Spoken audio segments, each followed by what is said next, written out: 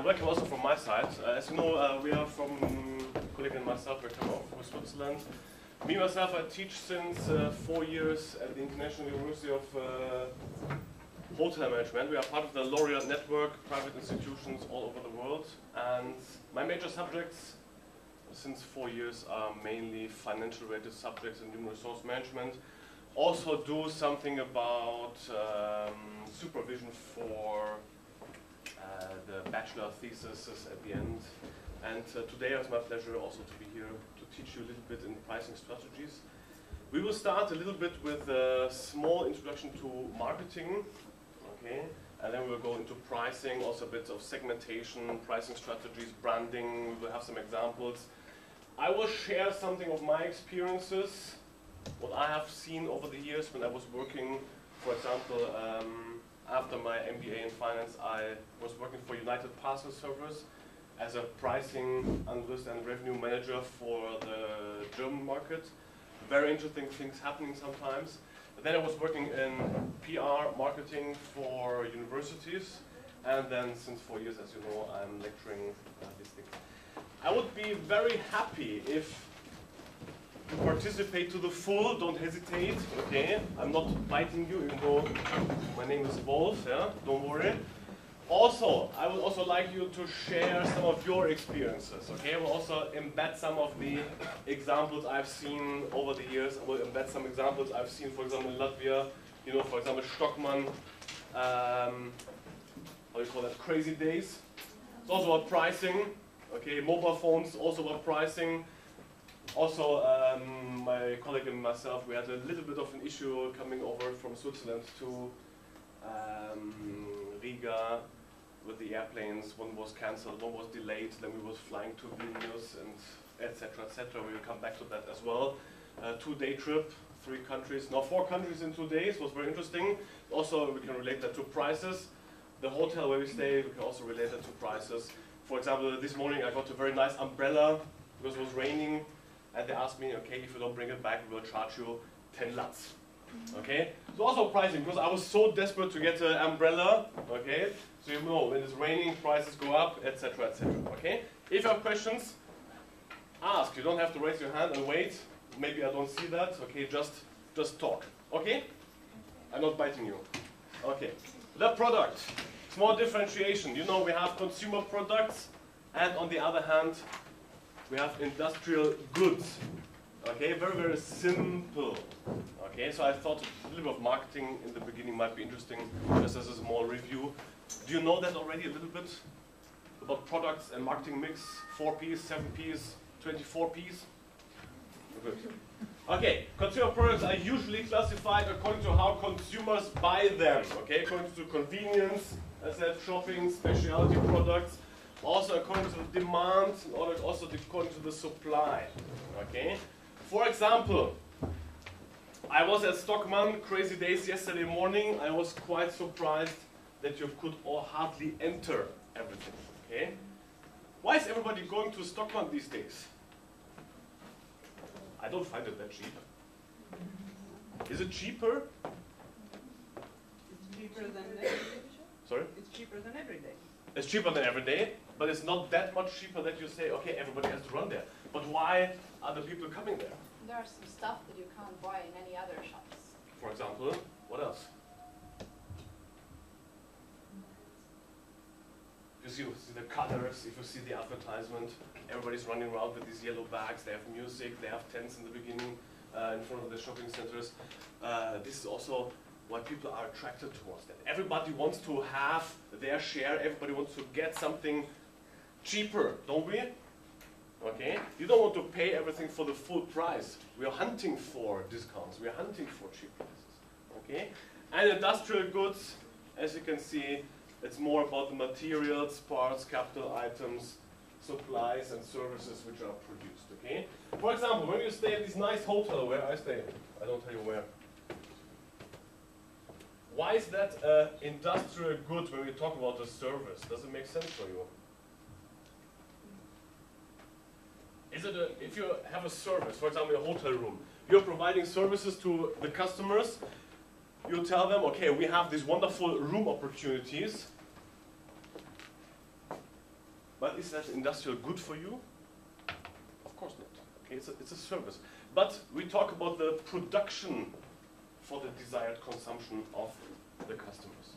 Because we are producing, hopefully, an experience. Okay?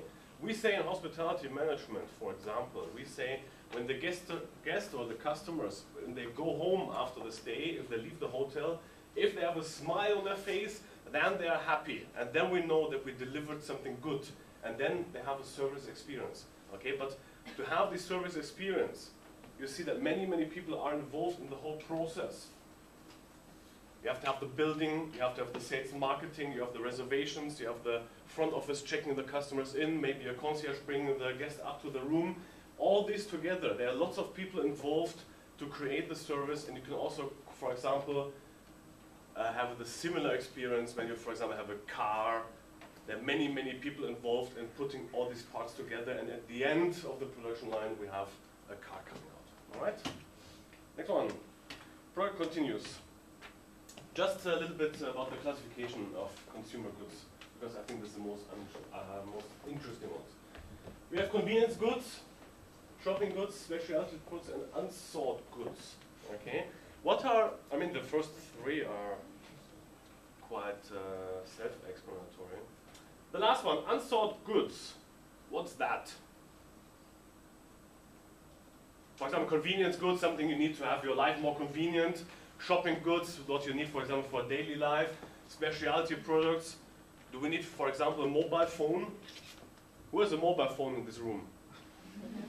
Everybody? Strange. Do you need that for your daily life?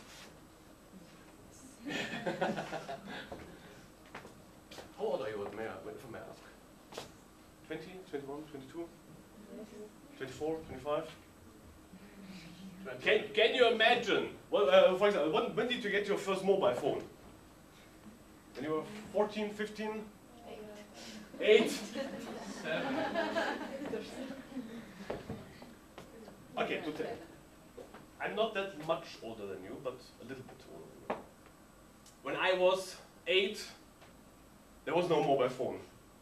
When I was 18, I got my first mobile phone, and it was something, wow. My friends were like, wow, you have a mobile phone. You know, it's old kind of brick style, yeah? You could call and you could send a message. That's it. Okay, and nowadays it's totally normal that everybody has a mobile phone, but also it goes more and more into our daily life because nobody usually has a normal, simple mobile phone, but we have all these smartphones, doesn't matter if it's a Samsung Galaxy, iPhone, and so on and so forth, because everything is combined into that one product, okay? And this makes our life much more convenient, but it's still, I would say, something special. Unsought goods is something what you didn't think about to buy, okay? To cater towards some kind of eventuality. Okay, we come back to that later as well.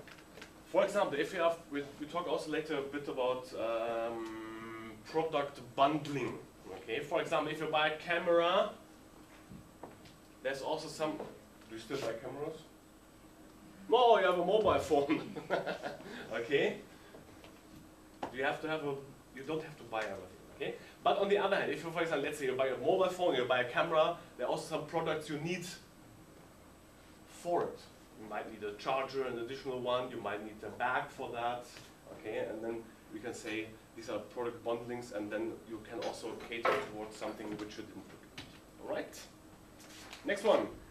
Market segmentation and positioning and targeting. Sorry, my presentation is a bit strange.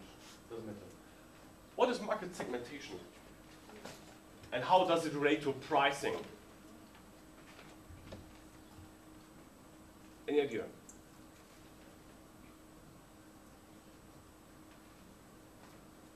What's segmentation? I heard you studied that.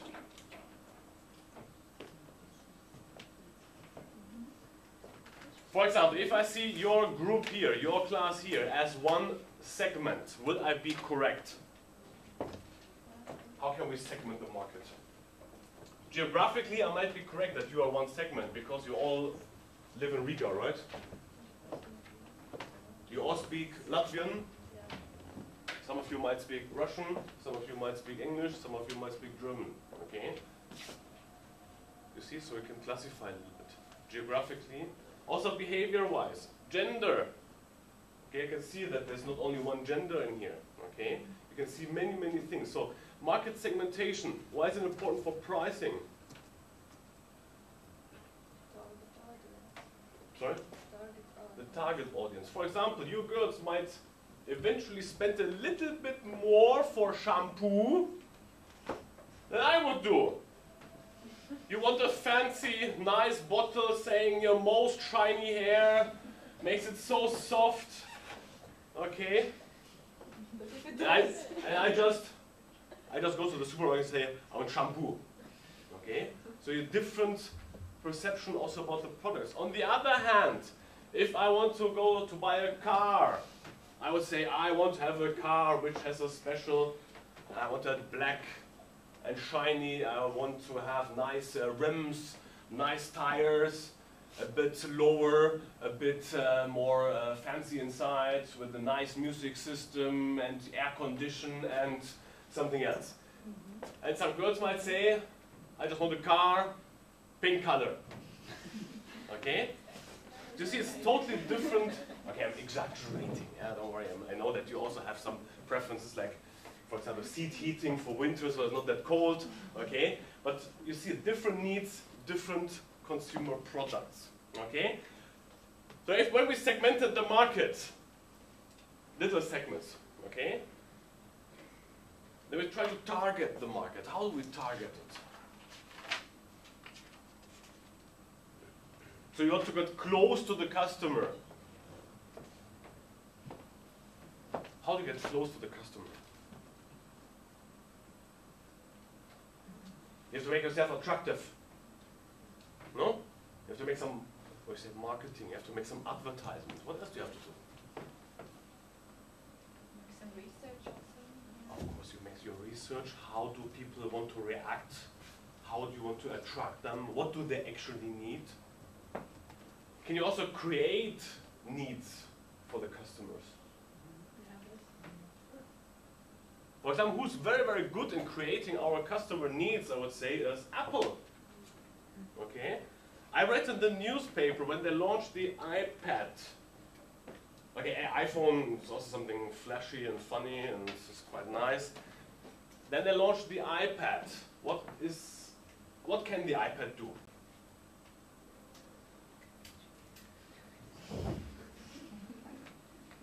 Not much, right?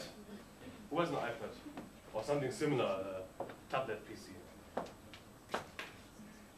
You cannot really write on it. It doesn't replace your computer. You can't do calls with it. It's quite big. I read in the newspaper in Switzerland when they launched it, it's the most useless business product on earth which was ever launched. Because it doesn't replace a computer fully, it doesn't replace a mobile phone fully, okay? But everybody wants to have it. Well, how do they do that? Okay, now they added some features, so you can write a little bit, and then you can also make pictures with it, and then you can also put in your ear for sure, and then we are Skype, it works for sure, okay? But it's not a traditional phone. Everybody wants it. It's much more convenient, okay? But Apple is quite good in anticipating our needs, okay? When they launched the first iPhone, nobody ever thought about a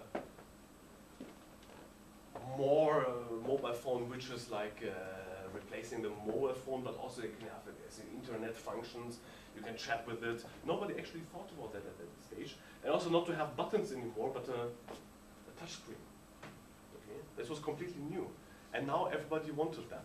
Okay? And this is how they're creating our needs. They're anticipating what do we want to have in the future. How do you position yourself? You can also reflect that your private life if you want. For example, you are seeking for wife or husband. Okay? How do you segment your market? You say, I want a husband or a girlfriend which is 170 tall, blonde hair, rich. Okay, so that's your segment. And then you have to see how do you go towards that. That's your targeting, okay? And then how do you position yourself? You can position yourself as posh. You can position yourself as not that posh. For example, you like to wear jeans or high heels. Okay, you can create a certain image about yourself. Say what companies do. For example, Apple. What's the positioning of Apple? Cheap, crap, low quality. Sometimes, yeah. No, usually if you see the positioning of them, it's, I don't know how expensive it is here, but I would say high price, stylish, it's kind of a lifestyle. Okay. Qualitative. Sorry? Qualitative. Very qualitative. Okay. Also, for example, if you see Nespresso coffee machines, okay, they're also catering towards some kind of a lifestyle product. Okay, this is how you want to position yourself. What's the danger if you, for example, see the Apple products, high priced, high quality, and then you find out it doesn't work? What do? Will you buy an Apple again? No, of course not. Okay, because the value for it, you expect a high value because the prices are usually, for example, in Switzerland, I know it a little bit better. You can get a MacBook from a different company, like a computer like that, for half the price, easily. Same features, okay? Same disk size, similar hardware, similar software, but it's just half the price. But why people still go for the Mac product? Why do they want to spend double? It's a brand, first of all. Who loves brands in here?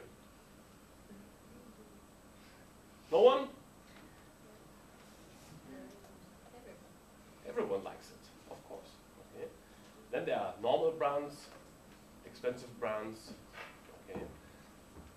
But everybody wants to have, also to show to the outside, look here, I'm also having this lifestyle. Look at me, I have something nice, I have something expensive. Okay.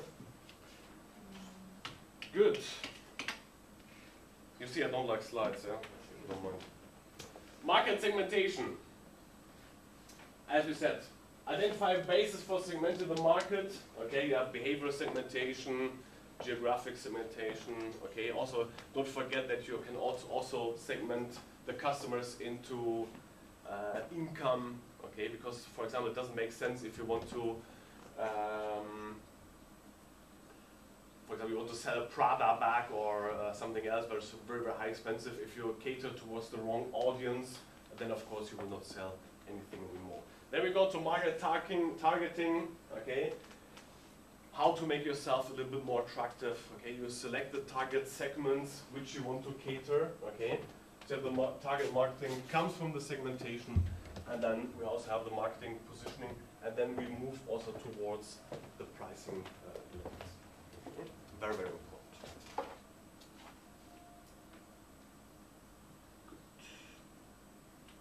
Next one. We don't need that. Product mix. Marketing mix. Okay. I chose a little bit product, promotion, place, and price in both because today we'll talk about pricing. Okay. And you know there are some other pieces as well. Okay. But I would say these are the most important piece in marketing. We talk about the marketing mix: product, promotion, place, and price. How is the product, promotion, place related to the price? So I want to get the loop now to the pricing, why I'm actually here. I don't want to teach you about marketing. Not much clue about marketing. How is that related to the price? It's costs. Don't forget the cost element.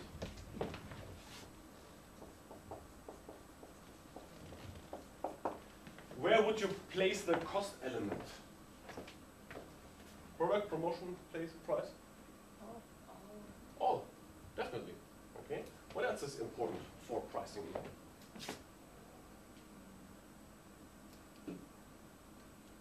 Profit. Profit comes from the cost element.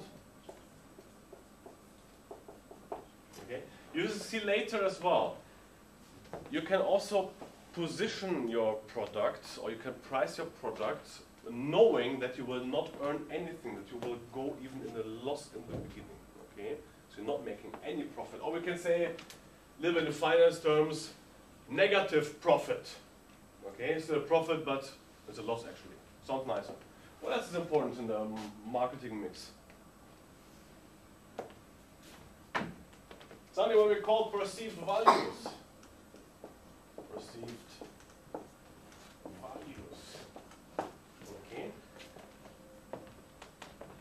For example, when we tried to come to Riga for the guest lectures, my colleague and me, we bought, for example, the train ticket a little bit in advance, and then we got a discount. Okay? Why do we do that? Because we don't want to spend too much money. Okay? So the product affects our price. Okay? Then we tried, then the flight was cancelled from Frankfurt to, no, from Zurich to Frankfurt, so we had to wait for 1 hour. And then we got onto the next plane to Frankfurt, and then it was delayed because they had to let some airplanes pass as well. So we arrived late in Frankfurt, 10 minutes after the flight had to departure from Frankfurt to Riga. So they put us in a nice, they put us in a hotel. Was okay, they paid for it, so I don't say anything. Okay. And then we came, they said, okay, don't worry, we'll give you a voucher about 20 euro for dinner. So we arrived at the hotel and said, okay, we have also a voucher for dinner. And they said, yeah, we have a buffet over there, just around the corner, and this is actually the value of that buffet. Okay, so help yourself as much as you want. And then when we came to the buffet, well, 20 euro is quite a lot for a buffet style of format. You can expect something nicer. However, with the product, promotion, place, and price, we were quite desperate. It was the only hotel around. There was nothing else around. We had this voucher, so where should we go? We had to go to eat from this buffet. Okay, the buffet wasn't very nice. It was quite old. It was just convenience products, nothing fresh. Just warm it up and put it there. Okay, but the price you see very high. Okay, because we didn't have an option as well, and it was paid by the airline. Okay. Small example about the price from the place and the product. Next challenge we had, because the shuttle bus bringing us back in the morning from the hotel to the airport cost 7 euro for a 10-minute drive. And we said, why should we pay these 7 euros? They said, yeah, it's the only transportation we have. Okay. Also, you see, if you don't have an option, you see the prices are rising. Okay. Then, forgot to tell you that because of this small disaster, they promised us a business class flight to Riga. My colleague and me very happy. We said, oh cool, we got the upgrade. Okay, promotion. Got a little bit of upgrade. Then what happened? We were just about to check in Frankfurt, and the check-in machine told us, you have a new seat. Economy class. We were downgraded again. Because there was another airplane some people missed, and they were booked on business class. So they put the people back on the business class. And with us, we were late, tired, exhausted, sick, promised us a business class seat, and then they put us back to economy because there were some other people booked to business class and they had to free the seats. Okay? So what does it tell us? Why do people, for example, prefer to have business class? Same seat, same airplane. Okay, you get the drink from a glass. You get a metal fork, a metal knife, and you get, let's say, maybe a little bit better food. But why do, but that's it. But you pay almost double the price. Why do people still go for business? Same flight, same seat, same space. Why do people still go for it? Does it make sense for you? They feel more special. It's a bit more lifestyle. Okay, they say, because I have a certain standing. Okay, they say, I'm a CEO, I'm a general manager, I come from a rich family, and I don't want to sit with those people. Okay, it's a kind of a lifestyle. It's a kind of different product they need, okay, and they want to have because they say this caters more towards my needs. Okay, it's more about the lifestyle they have, more about also the social class they are trying to be in. Okay, that's also about that. What other P's do we have? When I studied, it was still 4 P's. Then when I was finished, it was 7 P's. I think now it's 9 P's. How many P's do we have? We have product, promotion, place, price, physical environment, process. What else? I have to look as well. People, okay, the customers, okay, is all we have to include in our marketplace. Good. Different strategies. We will go through different pricing strategies. Okay, next slide, pricing. Different strategies. We have market skimming, penetration, psychological pricing, cost plus pricing, loss leader. As I said, for example, you can also have a price which does not cover your full expenses. And many, many pricing strategies different. Okay, we'll go through some examples. Very important is that for the pricing strategy, it's important to know your market, which comes from the segmentation, the targeting and the positioning, the physical market conditions, how elastic the market is. Okay, what's price elasticity or market elasticity? Who knows that?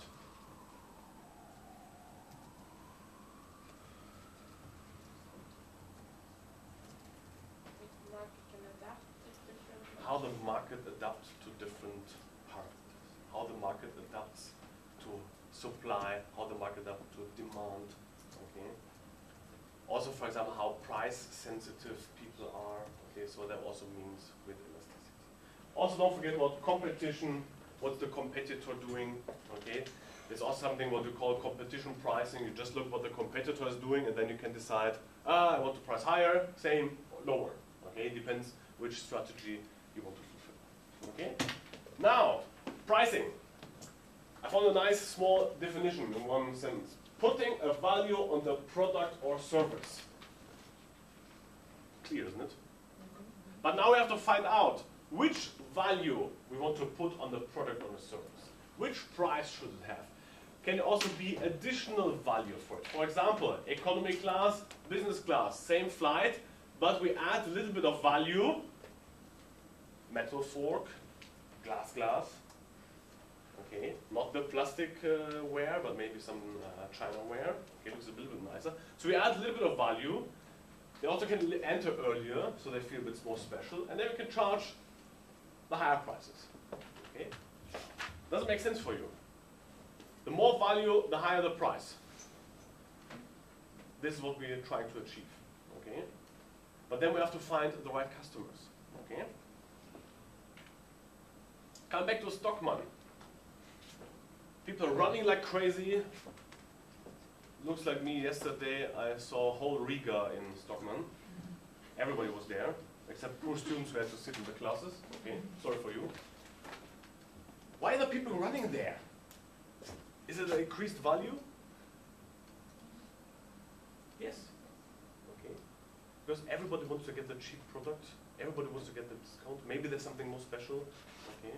Maybe also your friends say, we have to go there because we go there everywhere, every time, every year. Okay.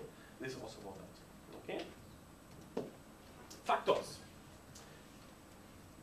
Of course, you have to know internal factors, external factors are very important. Okay. Internal factors. We talk about market objectives, marketing mix strategies, costs, and organizational considerations. Then we go into a pricing decision process, and then we have to find out, okay, what's the nature of our demand, what's the nature of supply, how much competition we have, who are the competitors, okay? For example, when we talk about competition, if you see, for example, let's take a Hyatt as a 5-star luxury hotels, who's their competitor? Everyone who owns a hotel? For example, if you see the hotel environment, okay, you know, it's 5-star, 4-star, 3, 2, 1, okay, it's obvious. If we have 5-star hotels, who's their competitor? Only 5-star, or also the others? Maybe also they have to look at what the 4-stars do. Okay. Do they have to care about 3 stars? No, usually not. Okay. But so they also have to look at when they offer this. It's the same product. They offer a hotel room. Okay, you can sleep there, you can stay there, you can have a night there, you can also eat there, you have a breakfast there. Okay. But on the other hand, if you see only the good 4-star hotels, they can be associated as a direct competitor. The other 5 stars also depends what they offer. For example, if you see that there are some hotels they only offer suites, they don't have normal rooms. Okay, if you only offer normal rooms and the others offer only suites, then of course you should look what they are doing, in which direction they are moving. However, you can say they are not a direct competitor, more like an indirect competitor, because they're not really offering exactly the same product. Okay? Same for, if you see, for example, cars environment. If you see, for example, Volkswagen, and on the other hand, you see, for example, Mercedes. Both offer cars. Okay? The higher value, the direct competitor, might not be directly intended. Okay? Now the internal factors, marketing objectives. Which marketing objectives can you set? Just to start with that. What are your objectives?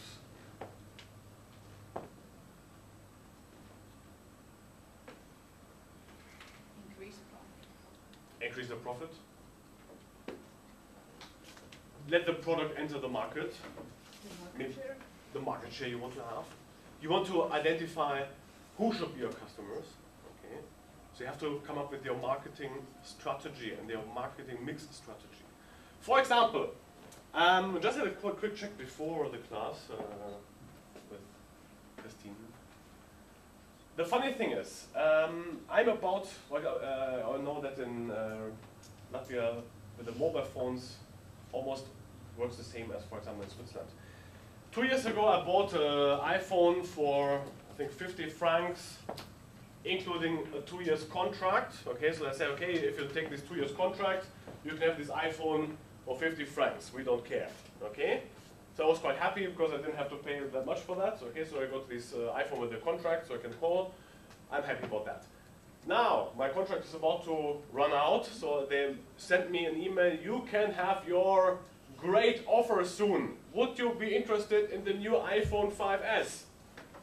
And I called them, yes, I'm interested. How much do you charge? And they said 350 plus 2 years contract. I thought you were sane. Okay, it doesn't make sense, does it? Why do they charge so much more now? 50 francs 2 years ago for iPhone 4S, 350, same contract conditions with a 2 year contract. And I said, yeah, because you're already a customer. And because if you look at their webpage, if you're a new customer, want to have a new contract, and you haven't been with Swisscom already, guess what you pay? I cannot 50, you pay 100. Okay? So for new customers, it's cheaper than for existing customers. And I thought, for example, when we teach in our place, we also say loyalty, loyalty, loyalty is what you have to achieve. Because if you have loyal customers, they come, they know what they get. Okay? But on the other hand, once you're loyal customers, the companies try to do whatever you want with them. For example, do I want, okay, I told them I can quit my contract and go somewhere else. And they said, okay, go. Why? Market share, you said before. They have 75% market share. We have 5 companies, 75% is just this one company, and the others are sharing the 25%. Okay, so you see, they have the power, they offer free calls. They even offer free calls, for example, for me abroad, for example, because I live in Switzerland, but my parents live in Germany. Okay, so offer free calls even for that. It's a brilliant package, best network. Okay, but they don't care really about loyal customers because they say, okay, if once they are with us, they will stay anyway, doesn't matter what it costs. So what will I do in December when I have to choose a new phone? Any idea? I stay with Swisscom, that's for sure, because I don't want to change my number, because then I have to talk everybody. Yeah, let's see, I have a new number again, blah, blah, blah, blah, blah, and then have maybe no network for 10 days. So I will stay for them, and then just have to make my decision. Do I go for lifestyle product, or do I go for something cheaper?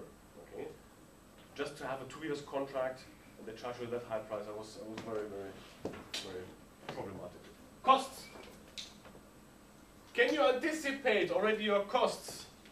Yesterday I was talking about, no, 2 days ago I was talking about budgeting. I don't know if you was there. Budgeting. Can you anticipate your costs already in advance before you set your... We didn't make your pricing decision yet, yeah? We're still here. Costs. What are your costs for that product? How do you get your costs?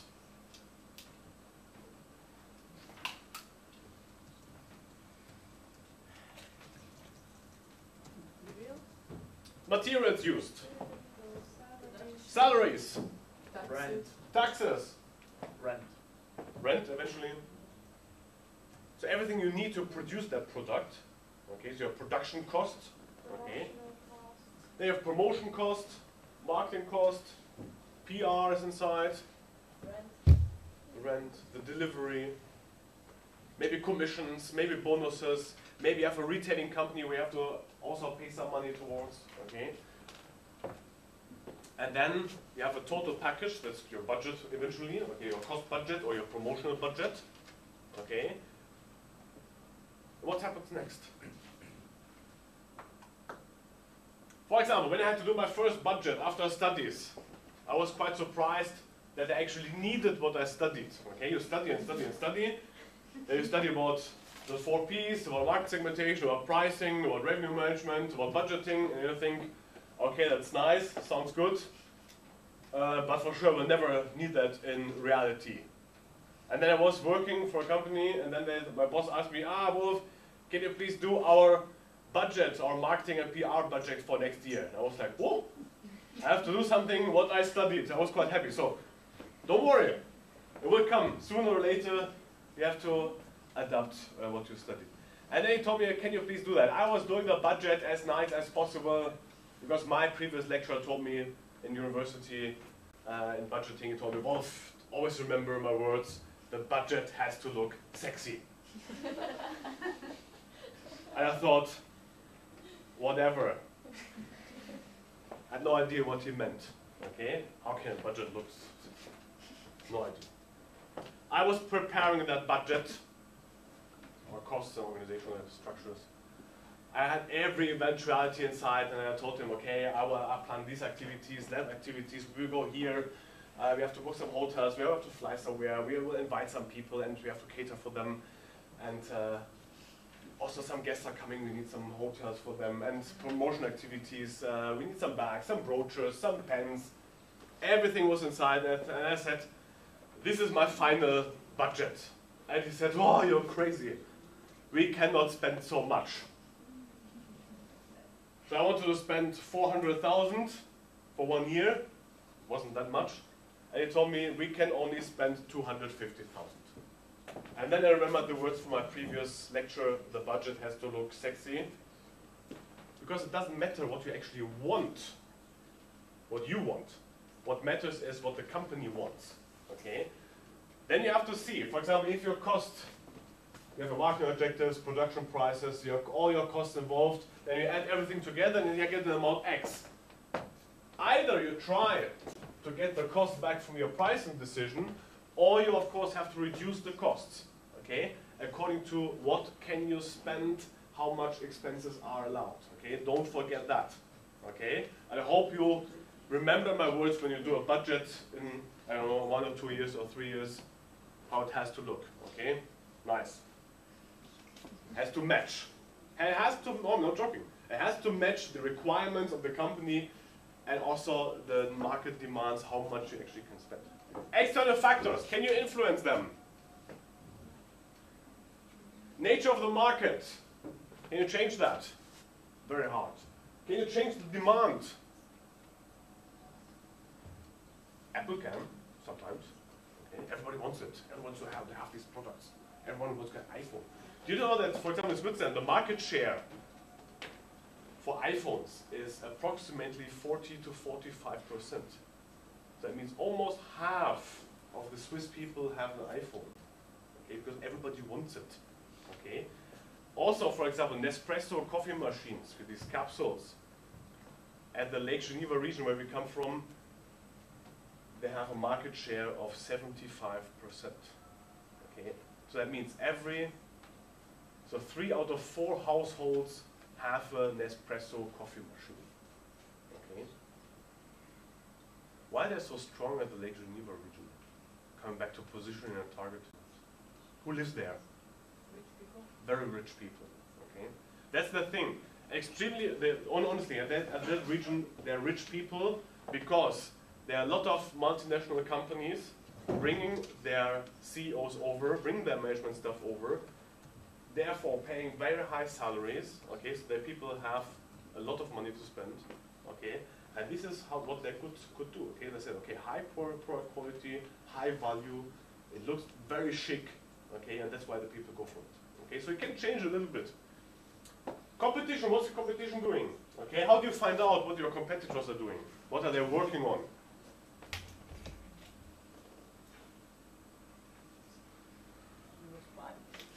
You go spy. Benchmarking, you spying, you analyze. Can you talk to them? And say, hey, what are you planning for next year? What's in the pipeline? No, it doesn't work. Okay, but have your eyes open, listen, okay, and also try to anticipate what they could do. Other environmental factors, economy. That's a tricky one. Economy. Did you hear what happened in the US 2 weeks ago? Yes. What happened in the US 2 weeks ago? They closed the budgets. So what happens now with the US? They shut down. Okay. What is the effect for that eventually? The economy in the US might go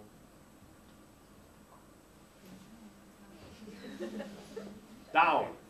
Okay. And then what happens with the economy in Europe? It goes down. Okay. For example, if you see the fluctuations, okay, I heard you had micro and macroeconomics already. Okay, I have a very smart class. If you see, for example, if you already know the US might be, they're quite high at the moment. Okay, they might be here, and you know next year they might go down in the cycle. Okay, and let's say this is the cycle. They are at the moment, they're here, they're quite at the peak, and you know 2014 first quarter, I don't want to bet with you, but I also think like that, for sure they will go down. What happens with the European economy? They are following a little bit, okay? They have a small delay as well. Okay, so you can say, at least it was like that in the previous years, previous decades, when the US economy goes down, the European economies will follow after 3-4 months. Okay, we are following each other. It's quite strange. Okay? If you know that already, and you are in your pricing decision, what do? You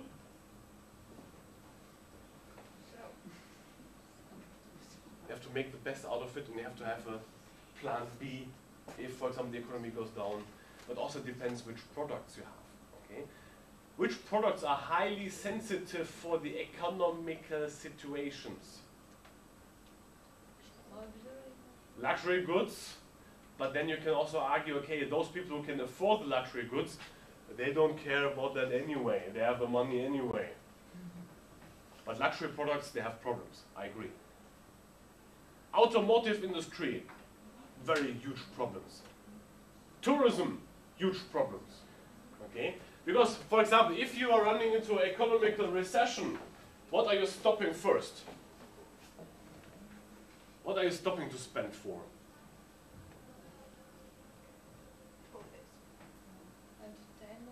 Entertainment, travel, okay, and then you might not buy a new car now, maybe then you wait a little bit, 2-3 years, okay?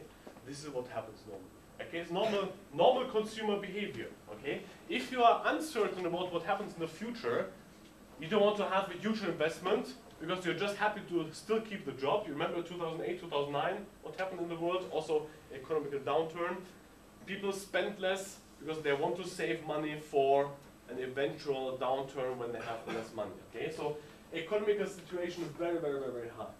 Resellers, you have to specify who should be your reseller, who should be helping you to sell those products. Okay, for example, Stockmann, do they produce something? Do they have their own brand eventually? No. They are resellers. They buy and then they sell. Okay, for example, okay, for them it also works a little bit different, but this is what you can assume. Governmental policies. Okay, sometimes, for example, if you would be a milk producer in Lithuania and your biggest customer is Russia, what happened 4 or 5 weeks ago? They got into a little bit of a dispute, and then the government decided to stop that. Okay, can happen. Okay, so at the moment they do not allow milk products to go into Russia from Lithuania. Can happen. The situation will be solved soon. Okay, it's not a bigger issue, but for you, if you're a milk producer, you're stuck. You cannot sell it, and of course, it's a perishable good. You cannot wait another 2 months and then sell the milk. Okay, then you have a big, big problem. But sometimes you cannot just do anything about it. You just have to accept what happens. Okay, social concerns get bigger and bigger. What is the hot topic in social concerns at the moment? Hot topic. Environmentally friendly, for example. Caring for society. We are helping, for example, poor people. We are having a special program to assist in the development of other areas. Okay. Also, for example, in Switzerland we have some companies. They are investing a lot of money in kindergartens and schools because they said we have to help them a little bit. We have to improve them. Okay. Why do companies do that? Why are they interested in it? We are green. We are environmentally friendly. Also in the hotel, if you want to use your towel twice, please hang it back so it don't have to be washed again. Why do they do that? Do they care about the environment? We don't know. I can just assume most probably not. But they do it as a marketing tool, okay, to say, okay, we care, okay, and we ask you to care as well. One of the marketing tools we have. Okay? Voila, internal factors affecting pricing decisions. Going back to the market objectives. Okay, first one, survival. You just want to survive the market. You just want to be as good as possible. Okay. So you price your product as low as possible, okay, and just to hope that the demand will increase. Normally, what happens with the prices? If you decrease the prices, what happens with the demand? Price go down, demand goes up. That's what we teach you, I guess. Can you also go the other way around? For example, prices go down, demand goes down. Can it happen as well? Yes. So luxury products probably. For luxury products, for example. Okay. If you see very luxury products, for example, Prada, Louis Vuitton, I'm not that good in that fashion thing, but just as an example. If they would sell their price always, let's say, in the survival strategies, would they still continue to operate? People will not like that. Okay, customers can be very, very horrible to you as a company. Don't worry. Okay, so low prices hoping the demand increases. Okay, this is what we're trying to do. Also, profit maximization. Okay, how can you maximize your profit?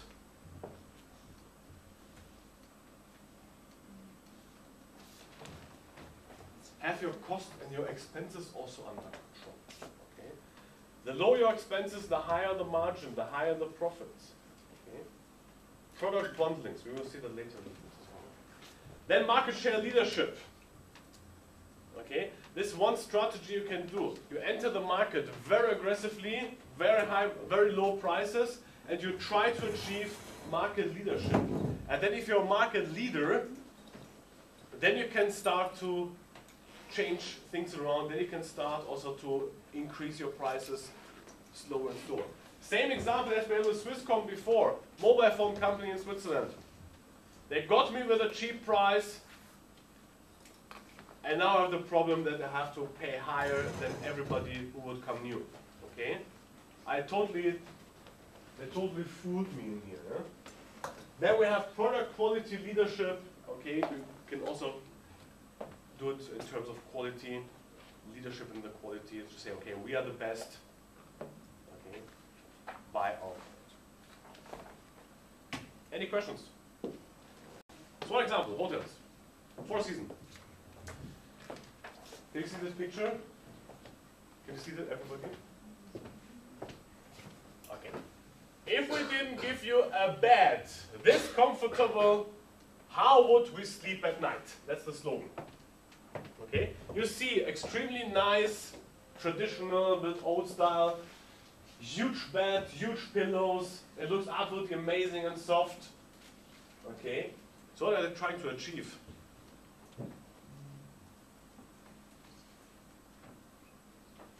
Written there. They want to be the quality leader. Okay? Four Seasons, definitely one of the quality leaders because they offer extremely high quality in terms of service, in terms of interior, in terms of quality of everything. Very high. Okay? Very nice mattresses, very nice pillows. They even have a pillow menu. They have a menu next to the bed, and then you can order your pillow according to size, what you want to have in the pillow, if you want to have feathers inside or polyester inside, which kind of feathers you can have inside. I think they have a menu of 8 different pillows. Then they also have a duvet style, and you can also order some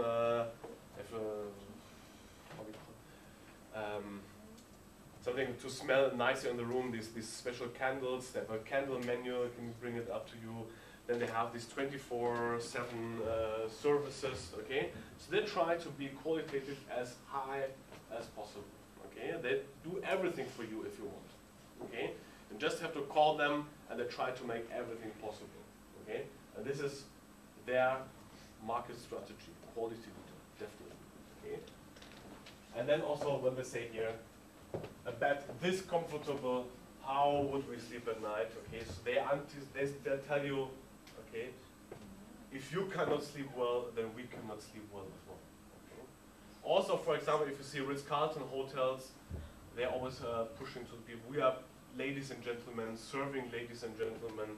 Okay, so they anticipate already a certain clientele in their scope. Okay, all these luxury 5-star hotels, okay, they try to match their product to the offerings, to the perception, but also to the price. What would you think you pay for that hotel room? 50 lats? 100 lats? 350. 350, 400, 500, okay? They're very, very expensive, okay? However, for example, if they would say, we offer you all that, and you pay 500 lats, let's say, per night, including breakfast. Would you go for it? Because they tell you, we will have the best night's sleep with the pillow you want, with the smell in the room you want. They almost carry you to the room.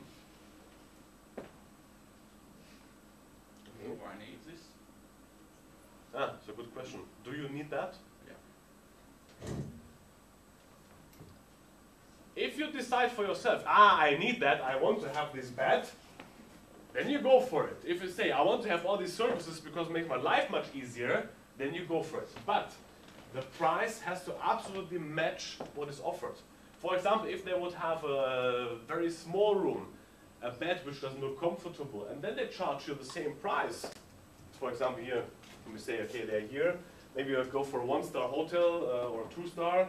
Ibis hotels, for example.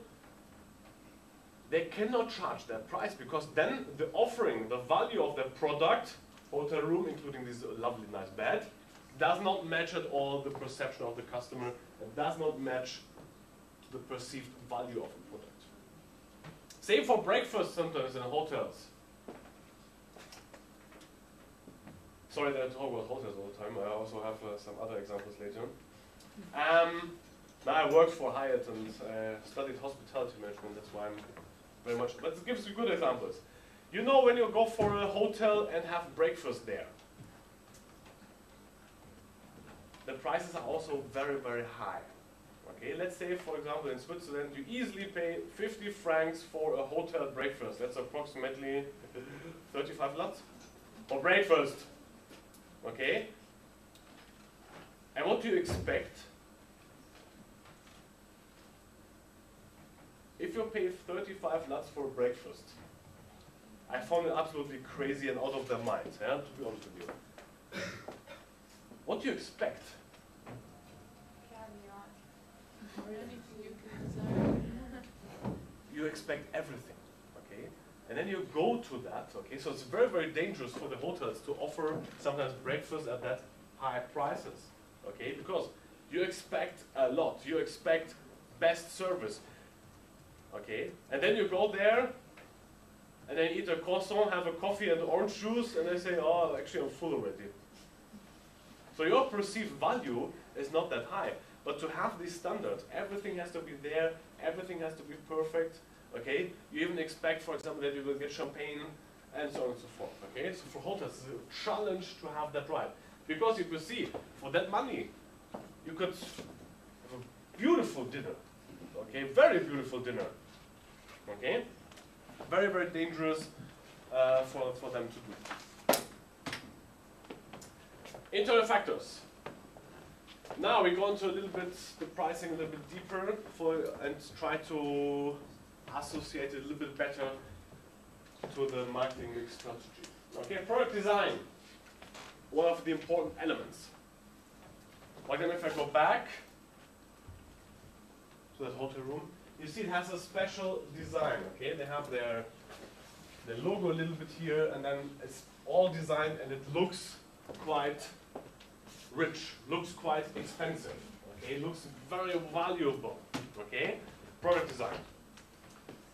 Okay, the more valuable the product looks, the better it is to achieve a higher price. Also, it's better to justify a high price.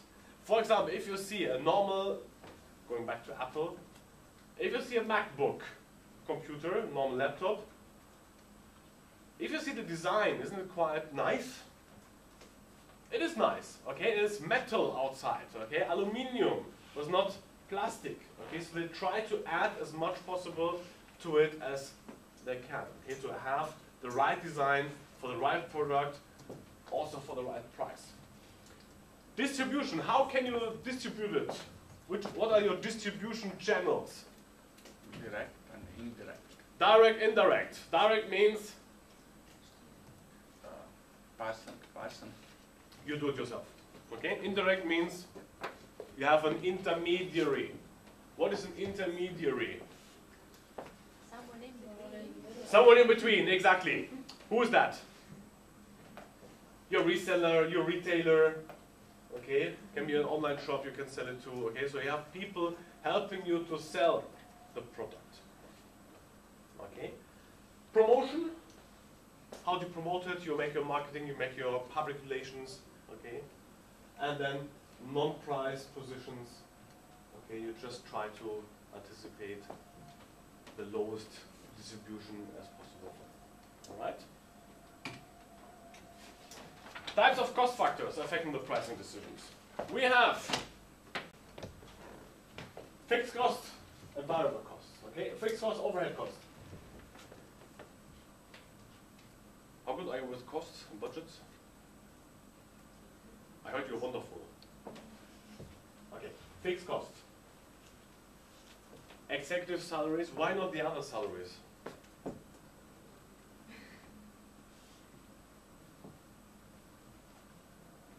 For example, why did Mr. Gerstkamp just put executive salaries and not all salaries? Which salaries are varying? Executives, they're always there.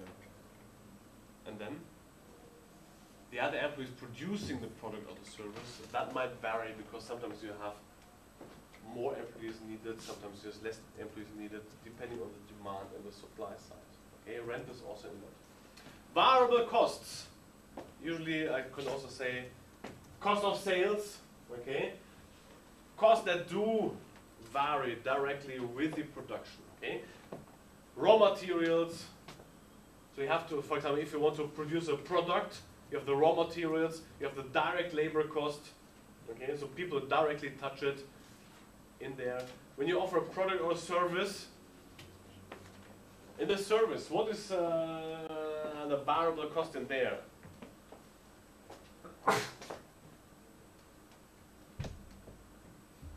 you offer a service, is the consumption, is the time needed, is the employees needed for that time? Also, for example, I gave that 2 days ago. You want to mix a cocktail. Let's take the most simplest one, screwdriver. Consists of a little bit of vodka and a little bit more of orange juice. This is a screwdriver, maybe the most simplest cocktail in the world. I wouldn't even call it a cocktail, doesn't matter. What's the direct cost associated for this cocktail? Screwdriver, vodka, orange juice. What's the direct cost? Which you can directly associate for making that drink. Salary and The one who is mixing it, and the vodka, and the orange juice. And what about the rest? Electricity, rent, gas, lease, work. all the other employees around.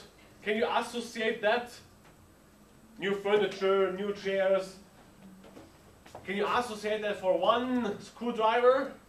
No.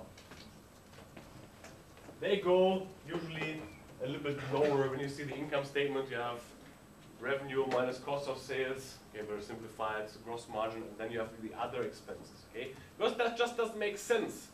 Okay, one cocktail, we need 0.0002 kilowatt hours electricity. Okay, okay, absolutely no sense. Then you have the total cost. Of course, you have the sum of variable costs, sum of the fixed costs all together, and then you can have the right level of the production. Okay. Next, external factors. Market demand. How do you find out what is the demand for your market?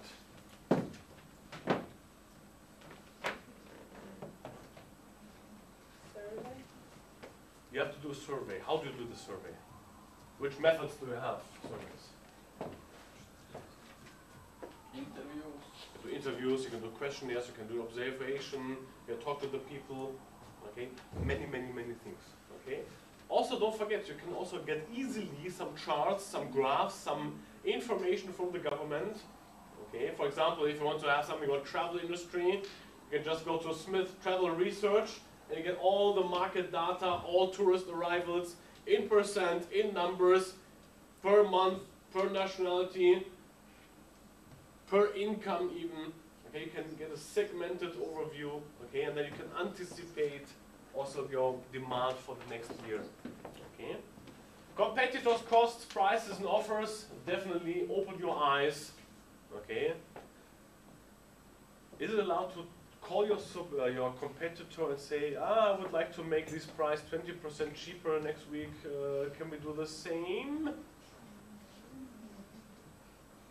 No, you can't, it's not allowed, okay? You cannot talk to your competitor and say, we are screwing up the prices so we can squeeze our customers a little bit better.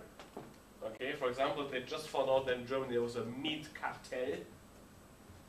There were 7 meat producers. They called each other, they had meetings, and then they adjusted the prices always to the top.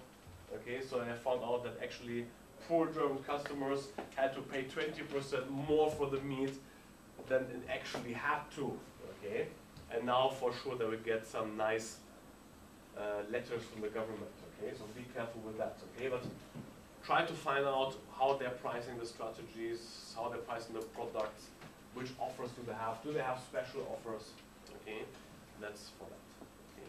Sometimes, if you, for example, you are, let's say you are a producer for shampoo, you are L'Oreal, you are having a lot of shampoo, and then you sell the product to, let's say, 3 or 4 different supermarket chains. And then you can say, we want to boost our market share a little bit, we want to boost our economy, we want to have more sales. What can you do? Then you can tell them, okay, I want to make a special discount round for 2 weeks. Okay, so I would like you to sell everything a little bit cheaper than normal, and then you can specially market that. Okay, so you sell that a little bit cheaper, but on the other hand, the supermarket also sells more. Okay, so it's a win-win situation also for the retail. Okay, other economical factors we talked about, but they're fine. Now, that was cool. Okay, what's the best form? Okay, you see here, pure competition, monopolistic competition, oligopolistic competition, and pure monopoly. What's the best for the company? Pure monopoly. Why? No competition. You can do whatever you want. Am I right? You're the only one selling that product. Okay. Many countries, you have, when you, for example, want to, in your apartment, if you want to have electricity, or gas, or water, or telephone, you have one supplier. Okay? Traditionally, very often, for gas, electricity, and telephone was the government. Okay? And now they're trying to open the market a little bit. Why are they giving that away? Why are they destroying the monopoly? That's good for them.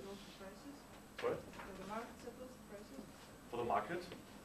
And also, if you're the only one, you can do whatever you want, then you do not allow any competition.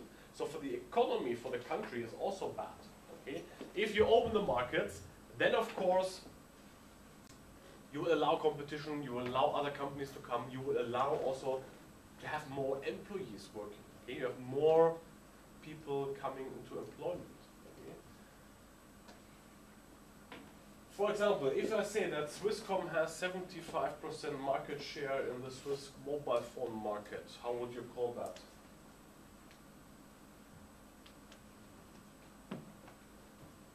Monopoly? No, it's not monopoly, because there are 4 others. Pure competition? It's oligopoly. Okay, because there are only few sellers, okay, but they have the major market share, okay, and they can dictate the prices. The other companies, they're trying since years already to lower their prices to get higher market share, to steal basically the customers. It doesn't work. The market share still goes up.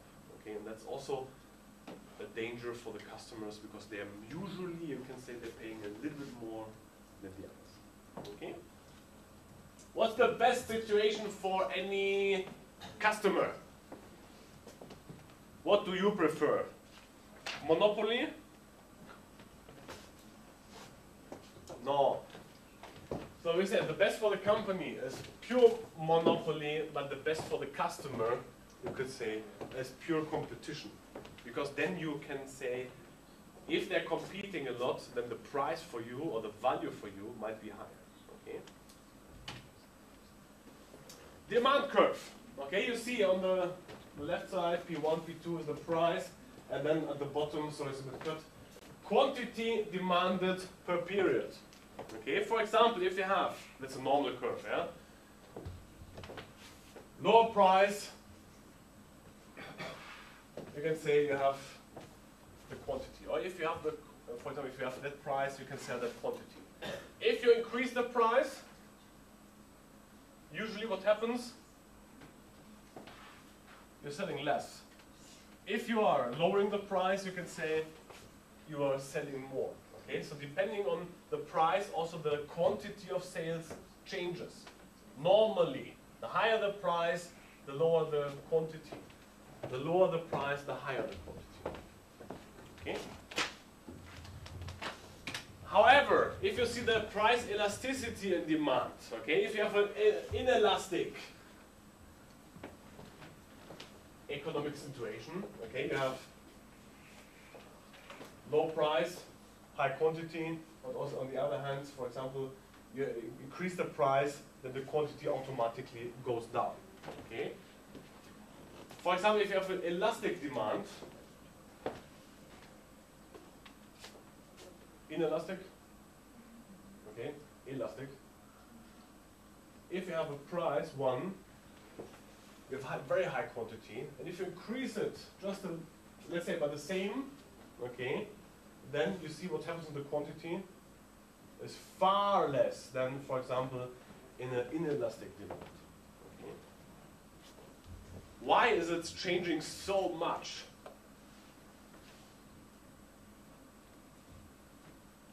For example, inelastic demand hardly changes. Doesn't matter what you do with the price, almost stays stable.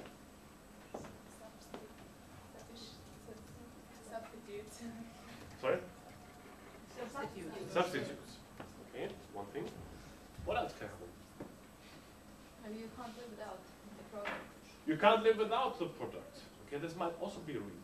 Or is such a brand, okay, that you still want to live with that, and you are accepting the high prices. Okay. Come back to Apple and to my dilemma. Okay, everything is set up now with Apple. Okay, I paid that price, and now they push it up, and it will be still one of the crowd. Okay, because it's very inelastic. Because if everything is set up for that one product, for that one company, you know, iCloud, iMac, iPod, iPhone, whatever. Okay, if everything is interconnected, and if I take one out, I will see as a customer, oh no, and they have to set up everything differently again. Okay, so that's why on the demand side, sometimes the customers are not that directing on that.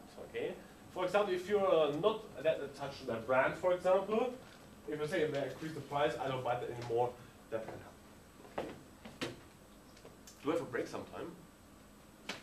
In 10 minutes. Ah, okay. 10 minutes. Considerations in price settings, okay? Of course, you have low price, okay? You are minimizing your options for eventual or potential profits, okay? At that price you're setting. Or if you price it high, you're going to risk that you're not selling anything, okay? Either you're not having a profit, or you don't sell. And everything else comes in the middle, okay? As we said before, product costs, competition, external internal factors, also marketing factors, economical factors, social factors. And then, don't forget, consumer behavior. What's the perception of the value? How are the consumer willing to buy that? What is their perception about the product? How do they overcome these products? What's their attitude about that product? Okay?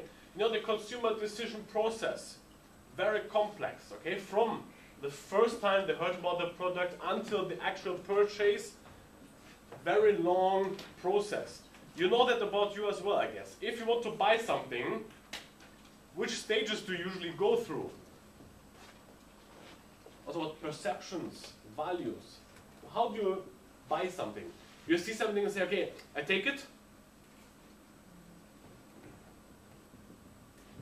For example, you'll see a nice pair of golden high heels, 12 centimeters high, lovely, only 50 lats. What do? You grab it, say, ah, mine, I want it. Or do you say, ah, I can check also upstairs in the shop. Yeah. Okay, first you consult your own mind and say, do I need that? Yes, no. Okay? You decide, yeah, I want them. They're golden and 12 centimeters. I want them. First, do I need that? And second, maybe find another option. Okay, maybe I could find something nicer. Also, maybe have a look at the other shops. Maybe they have the same model, and I get it cheaper, or I get the same model, and maybe I get something additional to that. Okay, so you go and what we call shopping around a little bit. So you open your mind, you go to consumer producer X, Y, Z, and then you come back to the initial idea of buying that. Okay, but the pricing inside, for you very important, for everybody very important. Okay, because you have to consult yourself. Do I want that also for that price? Is it worth to buy it? Okay, and then you have to also think about, now I have these nice high heels, golden. Where can I buy? Where can I wear them? Can I wear them all the time? Which occasions? Okay, so it's a long process about buying one product. Okay. Cost-based pricing. Okay. Okay, in the middle we have cost plus pricing. Okay, we add a markup to the standard product. Okay, and then we have also the cost of that product. 4 phases. Either you are certain about the cost, okay, can be. So you costed all your items, you costed all your phases inside. You can also simplify your pricing, that's also one option. Okay. Or for example, your competitor decrease their prices. Okay. Or for example, they increase their prices, so you have less pricing competition. Okay. Or it's more fair to buyers or sellers. Okay. This is inside.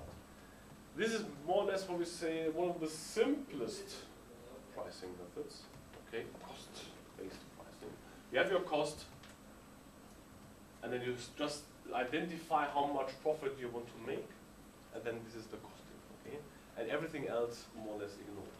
Okay, it totally ignores demand, totally ignores what are the competitors doing, just in case, for example, the competitors decrease their prices dramatically, then you have to react. But if everything is normal, if everything is stable, then this is the most simplest method a company can do. Do they do it like that? Or do they use a more sophisticated approach?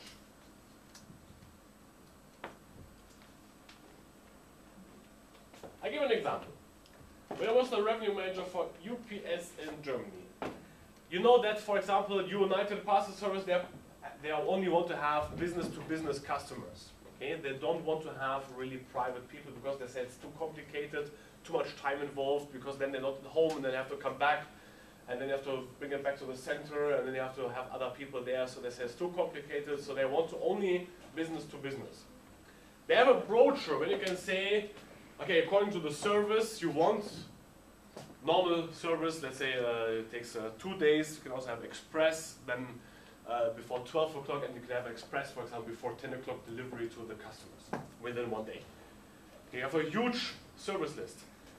There was one customer, he wanted to send only express items, that means 12 o'clock delivery he wanted, and he had only very small parcels, very light. Okay, he was very close to one of our centers. So, for example, I don't know the prices anymore anyway, and this is also a little bit confidential information. Let's assume they wanted to have for one parcel in the price list 15 francs for normal customers, if you want to go there as a private customer. Okay, this was the price list for private. Then we will say, okay, if you have the volume of 20 or 30 a day, then we can make you a special price, obviously, right? Because you have to go there with a lorry only once, you pick up all the parcels, and then you go. Okay, so it's very easy for the company to do. Then they said, okay, we could offer you, let's say 10. Yeah, let's say, okay, we can go to 10. Also to see how the competitors do. Then you do your costing. So this was cost-based pricing now, the first approach. Then you could find out if you do a cost-based pricing. You just look at the cost. I could give it away for 3. A assume, yeah? As you could say, I could have said, I can make you each parcel for 3 francs. Did I do that? That was the cost price. This would have been still a little bit profitable. Did I do that? Did I accept that? The computer told me 3 is okay. Why didn't I do that? According to the cost-based pricing, I should have given that. Said, okay, we are profitable, fine. Don't worry, I get my money anyway. I did not give it to him, to the customer, just simply because it's too cheap. First of all, because the value of the product, they say we are the best, we are the most qualitative, and if you send a parcel with us, it arrives. Okay? Smallest error rate, almost no parcels destroyed, okay, very good service. So they say we are the best. And then to give it to that price doesn't work. Okay, so the value is not the correct one. Okay? And also, if you can have a little bit of profit, or 3 times more the profit, then you start thinking, okay, we want to also have a bit more profit on that. Okay, so the cost-based pricing is very simple, very fast, very efficient. However, it doesn't help you necessarily to achieve the organizational goals to the full. Break. Okay, see you in half an hour.